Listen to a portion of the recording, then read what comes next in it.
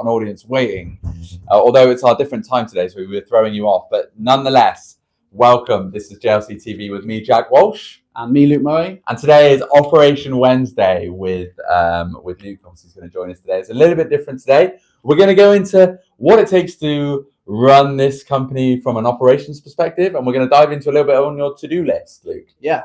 You don't mind us doing that? No, that's absolutely fine. All right. So we were actually having a little bit of a discussion before we went on camera, and about topics we could potentially discuss today. And I was like, my to-do list is so big, I couldn't even think of the individual points. And actually, when I actually got it up, I was like, yeah, let's go through that, because there's so many.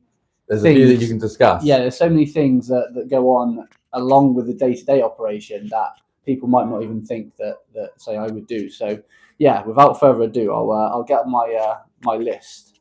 I guess as well, it's important to know as well that some of these they might seem like quite trivial to yourself, but I guess from a content perspective as well, it's good to understand what it takes and what things that you incur and what hurdles you incur as well. Yeah. So the job of an operations director, operations manager, anyone like a sort of senior position, is the day-to-day operation one as well. So luckily, I've got people that do the jobs in each department for me, report to me. So that is the bread and butter of an operations director. The operations running well. So that's all going on whilst all this other stuff is going on. So my personal list, I've currently got post office account information. So okay. we're potentially looking. Do you want to go by? We are, of course, in that. Yeah. So we're always looking to make savings within the operation where we can, and see if we can improve efficiencies. So we're currently looking into using the post office, because they're so much cheaper than like regular couriers. And the initial information is looking pretty promising. So it's looking like we could save up to like £2 per consignment that we send on our smaller items. So, and that's quite considerable if you're looking at over like a month or 2 months. I mean, even if that's it. We ship 4,000 different items a month, or 4,000 orders a month. If we sell 1,000 of those are really small. Yeah, and it's £2 we're saving. I think that's two grand. Probably more than that, I would say, right? That's it. But we're being conservative because we're in a trial period. Yeah, nice. So we could be £2 a month we save on that, which is decent money. So wow, yeah, that's really good, isn't it? Try and look at those little savings. So we used to use Royal Mail back in the day, and I think that they're like, I think we had a meeting about this recently, didn't we? Like they were always Royal Mail were always quite behind on their. They're behind with tech. They're a bit with their speed and customer service a little bit. It's like when you get people who are not happy with saying Royal Mail, but when you see that Royal Mail can deliver your parcel, like my heart sinks, to be honest. Really? Because you know it's not quite as sort of techy as DP. That's not good, is it? Yeah, it's true. It's true. Sorry, Royal Mail. yeah. So we're like slating Royal Mail. I don't think. Yeah, it's true, because when you see Royal Mail, you're like, great.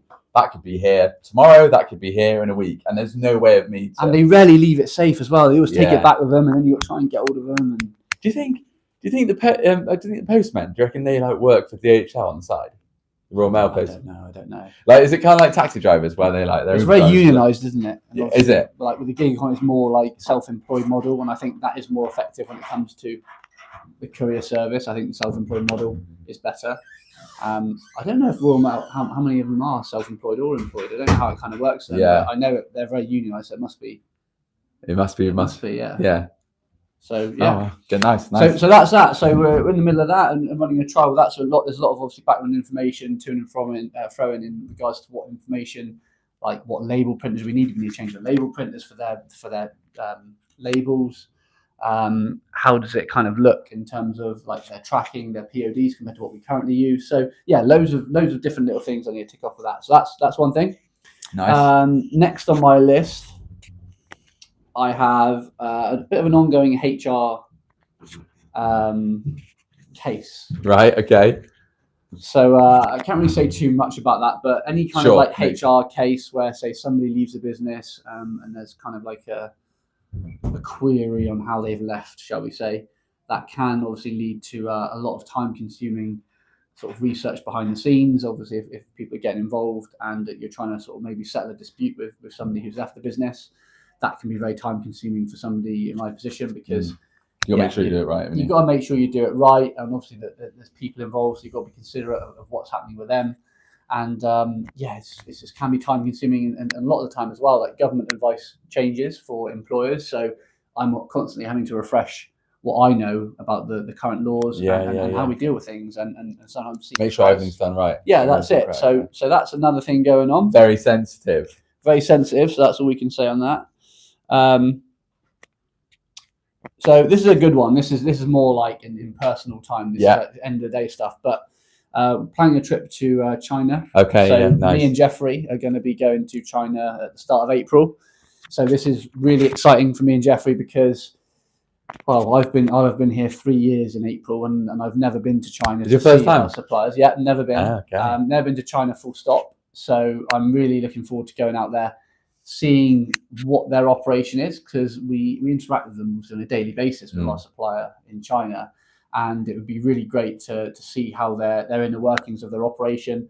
Also, where we can ask for more for them to improve what we do here with our communications with them. So yeah, it's really important that I think me and Jeffrey go over there as well, especially with how a lot of our customers are like now very environmentally friendly, sustainability. There's a lot of focus around that now. So we need to make sure that, say, all our certificates we're getting from China for products pass the correct tests, and also that their practices in China are sustainable as well. So we could call it a due diligence tour.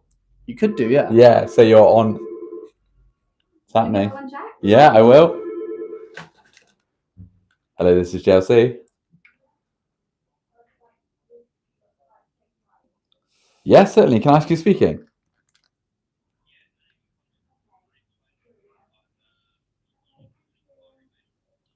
Okay, no worries. I'll pop you through now. I've got a feeling this is a sales call, but he's got me. I'm through the gatekeeper and straight to Barry. Barry, sorry, I've got somebody on the phone for you. We're doing it live, okay? Good luck. Good luck, Mr. Salesman. I hope you get there. I think Barry's in a good mood today, so we'll see how he gets through. He's got past the gatekeeper, so it works. Good. So yeah, that was, what do you call it, the tour? So due diligence tour. Yeah. That's nice. And to be fair, I've been out there. To be fair, it's been a while since I've been out there. Definitely pre-COVID. We went for like a stage of going every year, and it is it's awesome. It's so cool. And I think from my understanding now, because James and I have been back since COVID as well, it's even better now. Because where you're going to Guangzhou. Yeah. So you're going to like the factory parts and where all the markets are, as well, a lot of the business is done. Yeah, you'll see the guys there, you'll see our suppliers, and I think it's just a general culture. I've been to Southeast Asia before, but to Thailand. Oh yeah, it's nothing. And like Malaysia, it. So it's nothing. I picture in my head, it's nothing like that. So I'm really excited to kind of see a different culture as well. This is like full-on industry. This is like, but this is where you see a lot of this is where a lot of the stuff in the world is produced. Yeah, that's it. So yeah, it's going to be really good. And then we're just with the objective of. So what's the key? Have you got any key objectives you want to take away from that trip? Well, first of all, to see obviously how they function. Obviously, because we know the basics here, what they do, what they provide, but it's it's kind of to improve what they're doing for us as well. So, for example, at the moment when we have new products, or the girls are adding on new products to the system, they obviously need the correct photos, the correct specifications, everything like that, and the information is correct. And sometimes there might be a bit of a delay in, say, the quality of pictures we're getting, or the correct information, or the certificates for those products. So what I would like to try and do is actually streamline that process. So we're over there and say to them, right, this is important. This is why we need this information, because we need to update our systems correctly first time. And so the whole process in the UK is a lot smoother, and we get everything done correctly. So yeah, that just improving what we currently have and working on that, I think will be the main objective. It's absolutely key, because if you look at from a perspective, if we were working exclusive with OEMs, like brands that were already affiliated, they would be doing this kind of due diligence. But because we distribute our own product, we're going to have to go out there and do it ourselves. And again, it seems like quite a long way just to do all that, but actually it's imperative, like just for those photos. I mean, those photos alone, a lot of the products that we're selling on a day-to-day basis. I mean, for example, somebody won't necessarily know the JLC brand, or maybe they're not familiar with the quality of the product. So all of these little things, like just an image and spec and search, all of these combined just make a good old recipe for customer satisfaction, customer confidence as well. So yeah, it seems trivial, but I'm excited for that. That's it. And also a key point as well is packaging. So a lot of customers are hot on packaging. Yeah.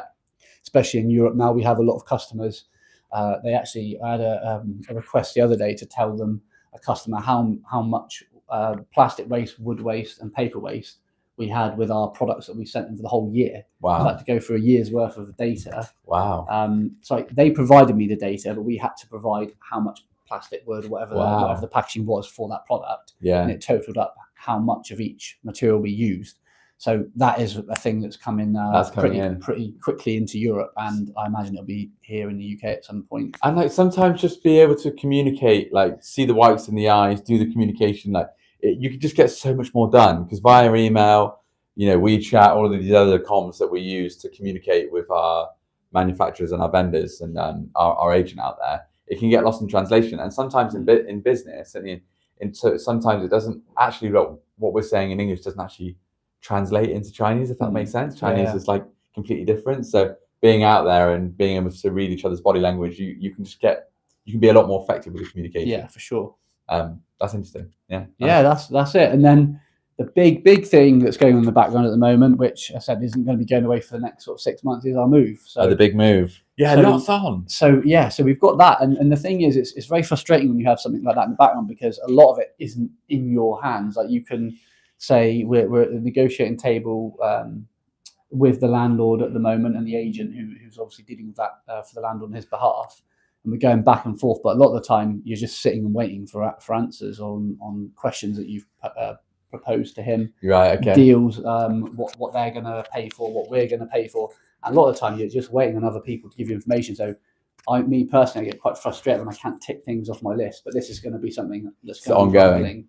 And I said David's doing a great job with it. He's doing the initial kind of stages with thrashing out these agreements and chasing like architects, structural engineers and stuff. He's organising that. So that's a really sort of big weight off my shoulders at that point.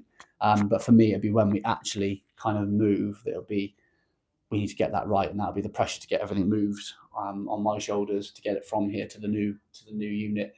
Lots of moving parts. Then that's it. Yeah. I came up with did him in the meeting with David Ragg and you. I reckon we should come up with when we're in some stages where we can maybe show something. We should do like Rags design or for Rags design, get you on the hard hats. Yeah, for sure. Yeah. I said we've got it planned out what we need there, but I said it's just waiting for other parties. There's a lot of moving parts in this move, and it's going to be a real test of organisation. It really is determination. We got a lot of stock. I remember moving here, like that was tense. That was just a lot of work. We put on Facebook like we're trying to get people to do like, I would just need some need some help. So, but that was years ago. That was like, I don't know when that even was. It might have been 9 years ago, 10 years ago. About 9 years ago. Yeah. We used to post on Facebook to try and get people to help, and it was just crazy. Obviously now it's a slightly different machine. Yeah. And a hell of a lot more stock. That's it. But we'll be organised. That's one thing. We will be organised. There'll be things that go wrong that are out of our control, but we will be organised and we will be ready for it. Nice. So lots going on then. Yes, lots going on. So that was a little flavour of what I've got on the plate at the moment. So yeah, lots going on. Cool. All right. Well, thank you very much. Thanks for sharing your to-do list. No worries. Hopefully it doesn't burden you too much. All right, guys. Well, thanks for stepping in. Thanks for checking by, and we will see you again on Friday for our raffle. No, Star of the week. Star of the week. It's not raffle every week. I just want it to be a raffle. Star of the week next Friday, guys. Until then, this Friday. I will see you then. Thank you.